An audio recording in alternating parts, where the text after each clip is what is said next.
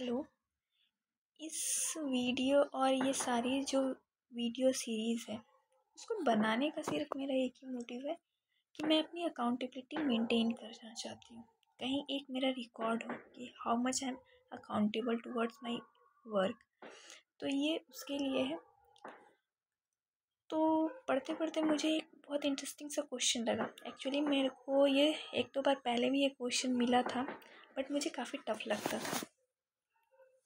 ये काफ़ी मेरे लिए टफ था, बट जब मैंने इसे अच्छे से पढ़ा, आई गेस सबके थोड़ा सा बाकी लोग को भी पढ़ते होंगे तो इसको ये क्वेश्चन थोड़ा टफ लगता होगा। कुछ नहीं है, ये क्वेश्चन बोलता है during cleavage there is a increase in all of the following except. मतलब इंक्रीज हो रहा है, सब इंक्रीज हो रहे हैं, एक को छोड़कर एक्सेप्शन है यहाँ पे। वो एक्सेप्शन हम लोग को फाइंड आउट करना है। तो एक्सेप्शन में पहला ऑप्शन दिया हुआ है नंबर ऑफ ब्लास्टोमियर्स, कि ब्लास्टोमियर्स इंक्रीज हो रहा है कि नहीं। Size of blastomeres, size of blastomeres वो इंक्रीज हो रहा है, या फिर न्यूक्लियर साइटोप्लाज्मिक रेशियो जो हो रहा है उसमें चेंजेस आ रहा है, या डीएनए कंटेंट में चेंजेस आ रहा है। ये ऑप्शंस है, हम लोग को एक एक्सेप्शन फाइंड आउट करना है। उससे पहले हम लोग को समझना पड़ेगा कि ये क्लीवेज क्या होता है, ये है क्या।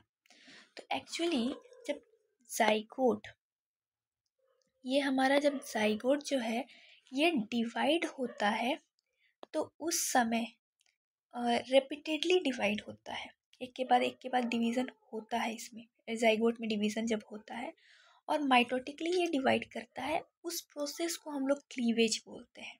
ठीक है, तो ये जो रिपीटेड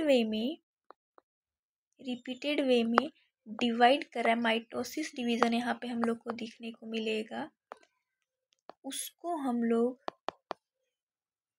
क्लीवेज बोलते हैं। इसको हम लोग क्लीवेज बोलेंगे। ठीक है, अब क्या होता है, इसमें सेल का नंबर इंक्रीज होता है। सेल का नंबर इंक्रीज होगा सिर्फ, मतलब जाइगोट के अंदर जो सेल्स होंगे वो डिवाइड करेंगे। जाइगोट एक क्या है, खुद ही में एक सेल है, तो उनमें डिवीज़न होगा।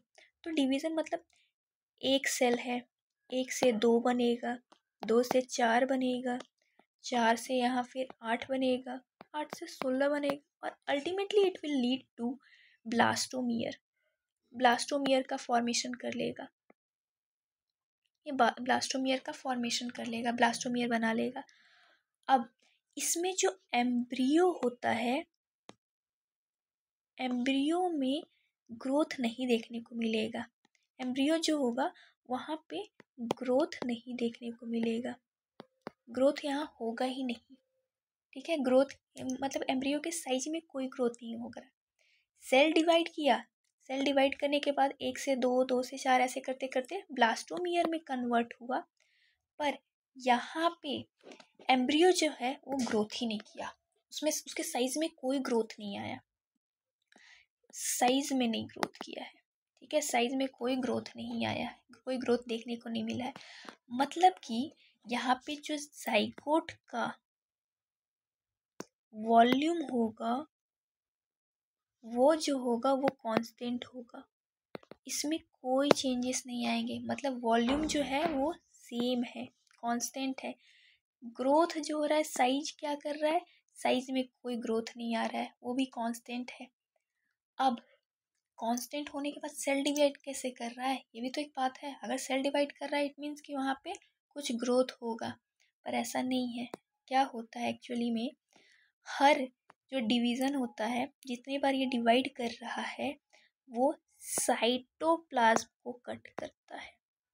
साइटोप्लाज्म को जो है यहाँ पे हमारा, इसको कट करता है और इसको स्मॉलर पीसेस में कट करेगा। स्मॉलर पीसेस में क्या करेगा, कट करेगा।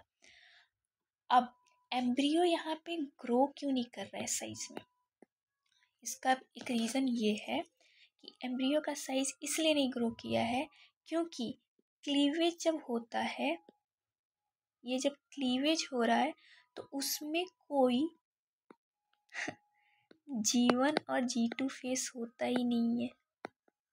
नो G1 और G2 फेस, मतलब कोई ग्रोथ फेस है ही नहीं।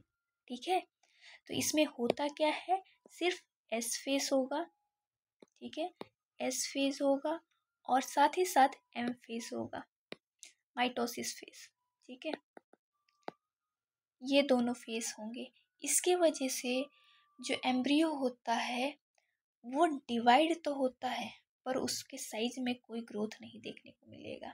ये एम्ब्रियो जो है वो डिवाइड होगा बट उसके साइज में कोई ग्रोथ नहीं देखने को मिलेगा। अगर इन सब से हम लोग कंक्लूड करें तो हम लोग को क्या क्या मिलेगा पॉइंट। पहला पॉइंट कि सेल का जो नंबर है वो इंक्रीज हो रहा है। दूसरा, साइज जो है ब्लास्टोमियर का